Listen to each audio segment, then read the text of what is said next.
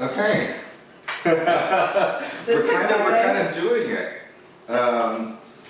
So I hope everyone is. Some people are online. I guess maybe 2 people. Yeah. I hope the sound is good. Let us know, guys. Yeah. So this is Watch Talk number 3, yes. And I'm very lucky to have with me Fernanda Zapata of Gigantum. And I guess what I'll start off with is just for people who may not know, what is Gigantum? Well, Gigantum. Oh, I'm sorry. I like to see giants, so that's why I say Gigantum. It does come from the word giant, so that the original joke was because I'm so tall. So it was I haven't noticed. Really, you're tall? I know. People don't know, especially when they see me sitting down. Well, that's fair. I mean, yeah, because you are how tall? I actually don't know how tall you are. I know you tower over me, but I'm 6 feet. You're 6 feet? Because I thought maybe you were like one of these, 5'9" already tall for a woman. Yeah. And then, it's not unusual to have heels, so I'm used to women being 6 feet tall who are 5'9", but you're actually 6 feet tall. I'm 6 feet tall. Oh my God. No wonder why you had such an advantage in tennis.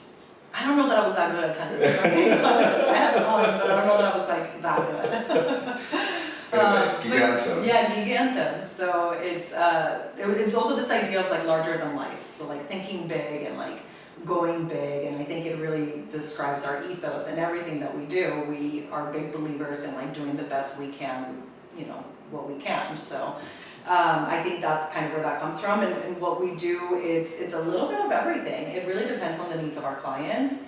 I would say our main work is definitely PR and communications. Having said that, we also do branding, we do strategy, event production, even social media content, so website development. We do a little bit of everything. It just really depends on what everybody needs, Okay, and just and so it turns out, I don't know if one of the things I want to ask you about is how it all started, but. Yeah. Where all your clients at the moment are watch brands. There are no other kinds of clients at the moment, is that right? On the PR side, it's all watch brands. So we work with Zenith, with Moser, with Parmigiani with Gerard Perregaux. And we do work with a chef out of Detroit area called Luciano Del Signore, and we do more branding work. Oh, okay. So outside of necessarily just watching. Exactly. Okay. Yeah, because I figure really cool stuff you're interested in marketing in general, but then the only clients I knew of were, and that's how I know you, is through watches. Yeah, and there's some exciting stuff happening later this year. So I'm not gonna get too much into it, but there's, we're celebrating 10 years in August. I didn't realize that. Yeah, it's been 10 years, almost. So it's gonna be an exciting, turn of the leaf for new chapter for us. Wow. Cool. Well, anyway, and also I should mention that we're in New York, since people don't necessarily know where Gigantum is. And I met Fernanda at a lecture. Well, I think I've seen you at a few different places because the watch world is the way it is, especially in New York. And then I think it was at a lecture at the Horological Society, and then I was try to nab you as a speaker for my little watch club. Yeah. So you were kind enough to do that, but we've come to know each other since then. I was just curious if you could share a little bit about how you even got into marketing, was this your goal in life? How did you end up in this career? Yeah. Not only career, but you founded your own group and your own company, but at the very start of it, what were you doing? What were you studying in school? I studied. Well, I did a double major, so I did international business marketing with a minor in Spanish because I love reading, so that just kind of, fell into it. I don't know that this was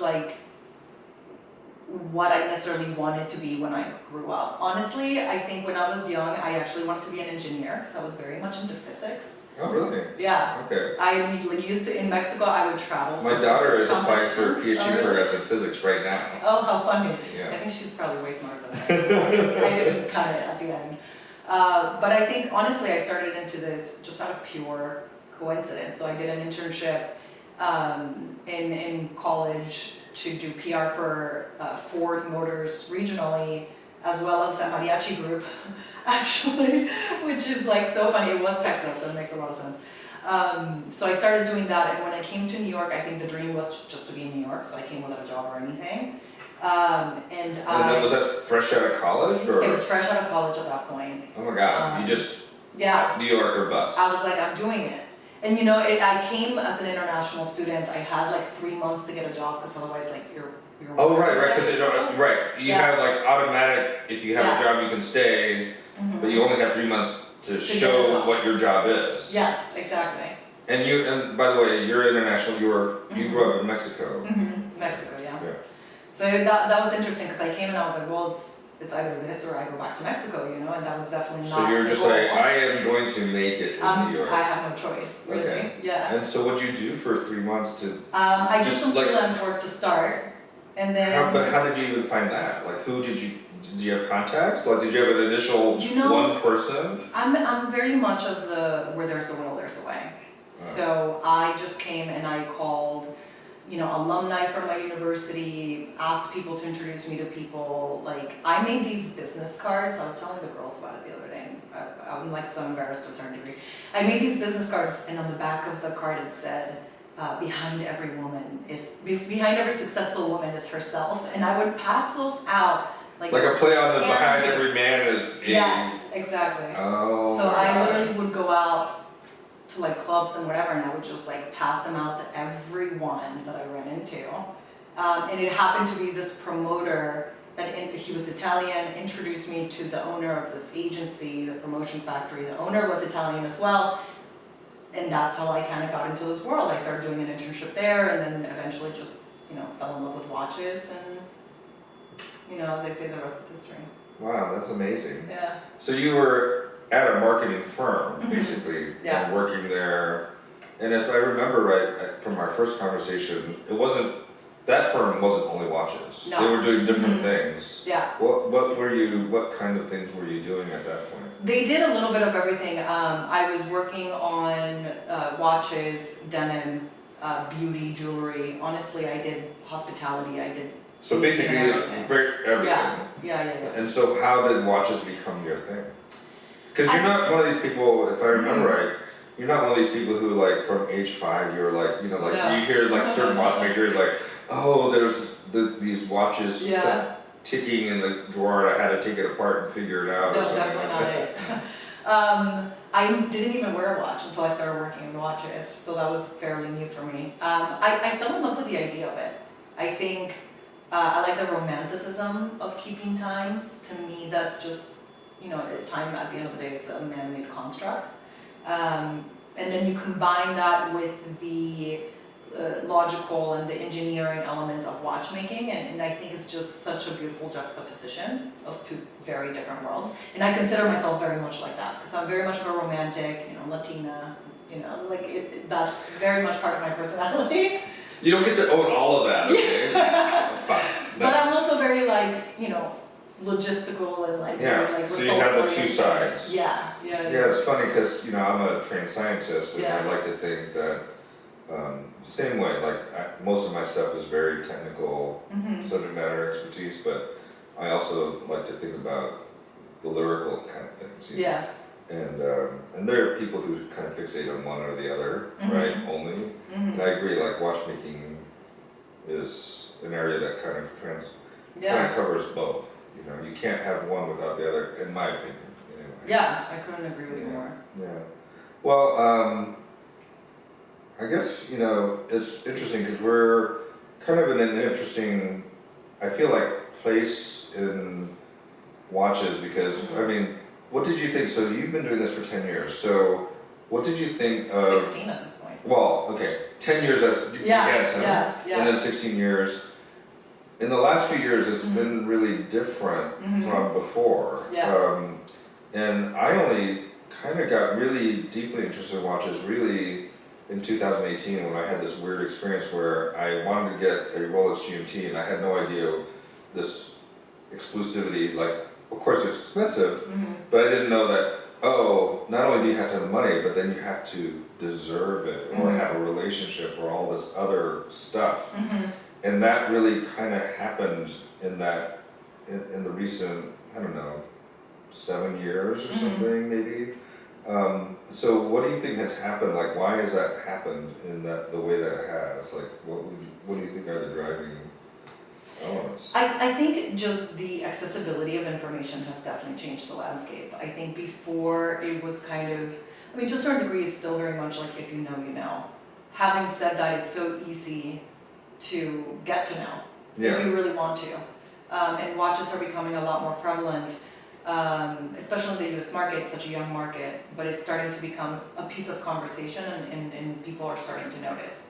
So I think now the barrier to entry is much lower from an education standpoint, and even from a purchasing standpoint. There's so many beautiful brands out there that you can buy, you know, for not that much, you know, and I think one of the biggest pet peeves of when I meet people that aren't familiar with watches at all, they think that you have to spend like 10 grand plus to be able to get a nice watch. And like with anything, the more you spend, you get, you know, different value and there's different beauties with it, but you don't have to start there to get a cool watch. So I think that just that accessibility has definitely changed not only the kind of people that are entering this industry, but also the kind of brands that you're seeing more often. Yeah, no, it's been interesting because I feel like kind of almost in every phase there's expansion. Like I happen to be friends with, you know, you actually introduced him to me, but Stefan Sheikh, who I've come to become friends with, and he helped launch Denison, which I think is really cool with these stone dials for sub $1,000 watches, which is kind of unusual. And then there are, you know, all sorts of independent watchmakers who are taking subscriptions where it's $80K to get their watches, and you're just kind of like, and they're just a spec sheet at that point. So it's really crazy all the different things that are happening. Yeah. I think there's also something to be said about people wanting to discover new things, you know, and I think that's one of the things that I really enjoy about the brands that we work with. They're not your usual suspects, and I love surprising people and taking them through that journey of like, why is this brand special, and what about this brand is going to connect with you personally, or that you're going to identify with, or you're going to say this watch is me in one way or another. And I think that, I mean, the more that we have different players come into the industry, different voices that speak to the craftsmanship and the history and, you know, the mechanics, etc., the more variety and the more interesting it gets. So, if you don't mind my asking, when you started Gigantum, did you, when you first started it, did you just start it, or did you have like a client, so you're like, oh, I have an anchor client, so I can start my own thing? Like, how did that initial, very beginning happen? That's a good question. It was a little bit also by, not accident, because it was always very intentional, but it, you know, I like working with brands long term, because I believe in long-term effect, and I believe in not just calling people up and asking for a favor so you can get a placement, but truly building brand awareness and you know, making people, or not making people, but encouraging people to fall in love with the brand for themselves. So at one point when I was transitioning out of a different position, I couldn't really find anything that I was super thrilled about and that I could say, I'm going to be there for the next 5 years. So I was like, okay, maybe I'll just, you know, do my own thing. And my first client was actually the team at Worn and Wound. Oh. They were my first client because they started doing the wind-up fairs. Oh. And they wanted PR to get their fairs going. So they were like, literally I sent out an email being like, you know, I'm doing my own thing, and I remember I was in LA because I told myself I was going to take a break for a couple of weeks, and they called me up and they're like, hey, so like, what do you think about this? And we immediately jumped into that. And then a couple of months later. It's so cool because, you know, because I'm so new to this, right? So I've only been to Wind Up, I guess, 3 times, and also Watch Time, you know.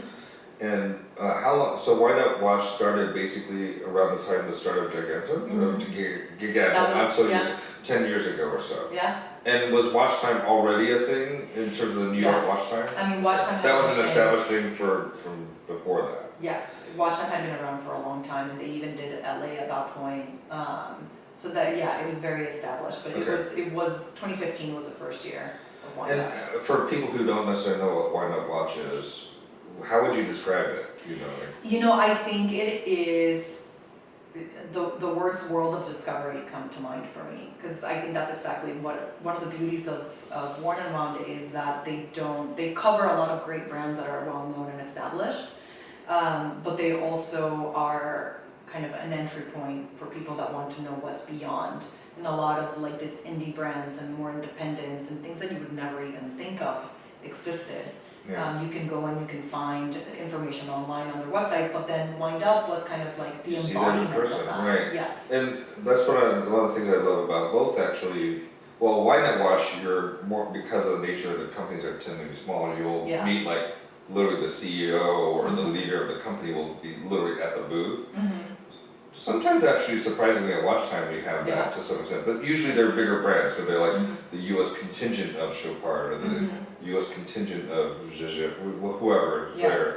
Whereas at Why Not Watch, they're much smaller companies, and I don't remember, I think this last time they had some insane number, like 200 vendors or something. I mean, it was some enormous number. Yeah. It was like, and the hall's just full Mhm. of these tiny booths of different little watch brands Yeah. and stuff. So. It's very exciting because then you get to actually feel the watches that you probably wouldn't have access to otherwise. Yeah, honestly, one of the things I love about Watch Time also is that, generally speaking, the watches are available. You can actually handle them as opposed to, we were just talking about Watches and Wonders, which is wonderful in Geneva, but if you don't have connections and don't have private viewings, you're gonna just look at watches in a glass case. Yeah. Whereas at Watch Time, it's small enough that everyone can actually handle the watches that are available. So that's kind of cool. Yeah. Yeah, exactly. And then after that, my first big client was Parmigiani. So it's gonna that be was one of 9. your first. I didn't realize that. It's gonna be 9 years, April 1. So. Well, I love Parmigiani. For maybe some people may not know what that is. So do you mind just describing Yeah, of them and course. why you like them? Yeah, I mean, I've had the pleasure of working with that brand, like I said, for 9 years. The beauty, in my opinion, of Parmigiani Fiorier, or one of them, is they make everything in-house. So they have such a beautifully vertically integrated manufacturers, from their cases, their dials, their hands, obviously R&D and production of the movement down to the screws, is all done in-house. The background of the brand is quite unique. Michel Parmigiani started in 1996 after doing a lot of work in restoration, more specifically. The Sanjos family worked with him. He's restored like the Breguet Sympathie clock, like all the things out there that you would think this is unsalvageable, it's done, we can't do anything with this. Michel would come in and like somehow bring it back to life. And he's used a lot of that knowledge to create this really beautiful brand that's rooted in hundreds of years of watchmaking history, but it's done in such a way that is so humble. And I think that's what I love about it, that it's not about it per se, it's not about Michel, it's not about Guido, even though he's done a beautiful job. Right. It's about the But craftsmanship. I not to differ from your opinion, I agree with what you're saying, but to me, from the outside, part of it is that I think what you're describing is Michel's not like big egotistical, but because it's a singular person, I feel like the brand has a very unique feel as opposed to like say Patek Philippe or something like this, It feels personal. It's very like you can feel that there's a person behind it. I know Michel's now older and not quite as involved in everything that is made, but I just feel like it has that kind of feel of there's a single watchmaker kind of, I think there's a single vision. Yeah. And I think that that's something that, for example, Guido has done beautifully since he came into the brand. Obviously, he has a very, he has very refined taste, and what he's done with the Tonda PF collection and with the Torix is just absolutely stunning. Very much in line with Michel's vision to start. Yeah. So I think that's one of the wonderful things about Parmigiani. It's all because it's now very transitioning to another stage where how old is Michel at this point? Oh, off the top of my head, I actually don't know. But he's elderly. Yeah. And so it's good that Guido is kind of able to carry on. And then, what was your next brand? My one after that was Moser. It was. I was going to guess that might be the case. Yeah. How did your association with Moser start? It was twofold. So on one end, they were working at the time with a distributor or agent here in the U.S., Mike Margolis, and I knew Mike for many, many years. We worked together, when he was at Hublot, so we'd known each other for a long time. So he definitely dropped my name, and then in addition to that, on another end, a good friend, Julie Barnard, who is works very similarly in what we do PR and then much larger experiential events, but more on the auto industry. Knew Claire, who is the marketing director for Moser Global. And I knew Julie, she knew Claire, and she was like, hey, can we collab on this together? So it was kind of meant to happen because it was coming from two different angles. Oh, that's awesome. Yeah. Yeah, because I love the story, you know. Well, first of all, there's the long story of their founding and all that, and being in Schaffhausen, if I'm remembering right? And then being in this kind of, because they were basically the only, at the time, I thought Moser, like that was his hometown or something, that's why he established there. There's a statue. It wasn't like there was a history of watchmaking there, he just kind of did that. And then the Milan brothers coming in when they did, and you know, one of our first, Alex Avalarno runs Watch Club, and one of our first guests was actually Moser. And we were lucky that Claudio Shirjinian, who's like the US brand president, and it was Bertrand Milan who came. And so we got to have Bertrand Milan there and taking us through all their, you know, watches and things like that. So that was really cool. Yeah. It's a beautiful brand. You know, a lot of people tend to forget that because they are so cool and the designs are so amazing, they tend to forget that there's also a lot of watchmaking shops there. Like you're talking about a brand with a ton of history that basically developed the watchmaking industry in their area. You know, they make their own hairsprings. Right, which is unusual. Yeah, the quality of watchmaking. And they supply hairsprings to a lot of other makers. Exactly. And then on top of that, they're incredible people. You know, they make you truly feel like you're part of the family, even as an external agency. They are open-minded. They're always kind of looking for new ideas. You know, it's a great. So I was going to ask you, because the first time we met, and you didn't wear it today, but I thought about it though. Well, because it was funny because you had this Moser piece, and it had a unique blue. I mean, I love all their enamel dials because they're all just beautiful.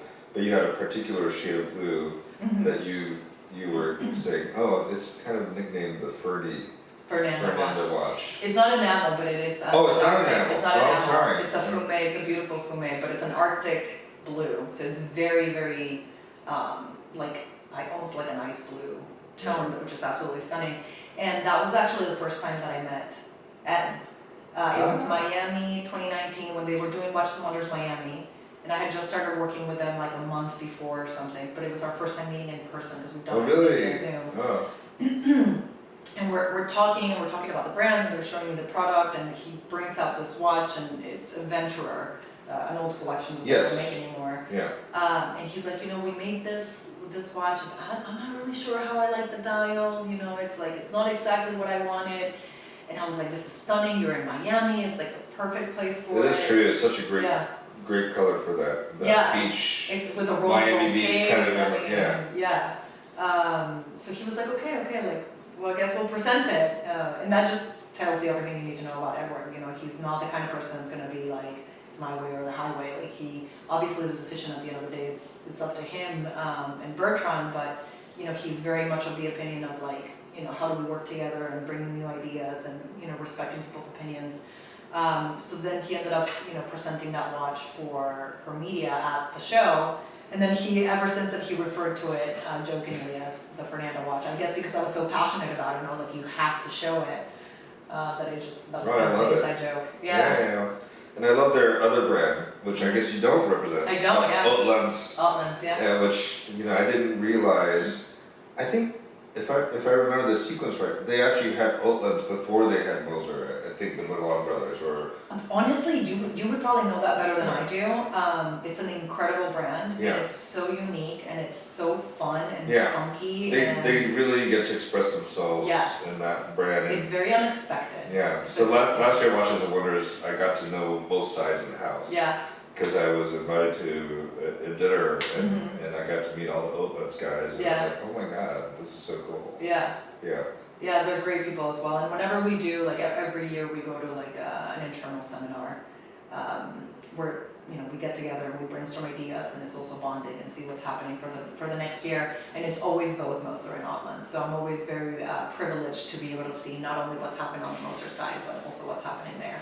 Yeah. Yeah. Well, we're we've already eaten up almost 30 minutes. Oh, I love it. Yeah, Hopefully but people think it's I don't know interesting. I'm just curious, it's like hard to see if anyone has any questions or anything. I don't think, I just see We're waves, good. which is Yeah. nice. Okay. But I was just Yeah. wondering if anybody out there has any questions, I think we can see them, but, I see hearts, so heart well, back. that's nice, thank you guys.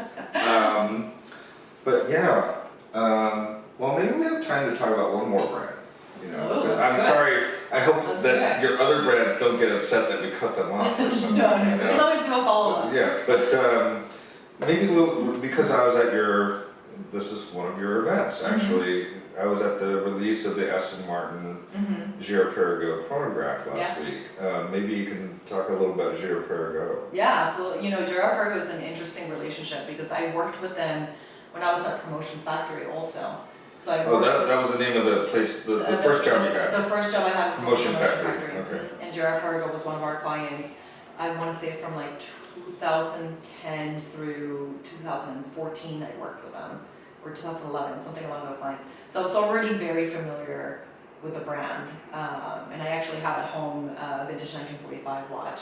From them. Oh, Yeah, really? Yeah, Okay. so I love Interesting, that because I told you that was the first nice watch that I owned, was a Yeah. Girard-Perregaux Olympica. Yeah, For yeah, like yeah. the 90s, so. They have an interesting history. So, Yeah.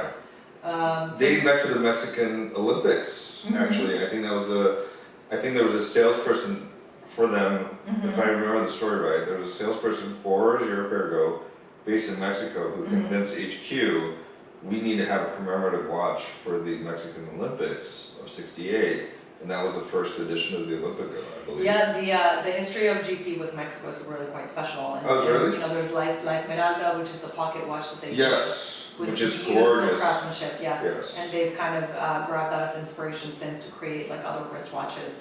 Over the years, the latest one that I believe they introduced last year at Geneva Watch Days. So it's, you know, also being Mexican, that, you know, Yeah. that's cool also.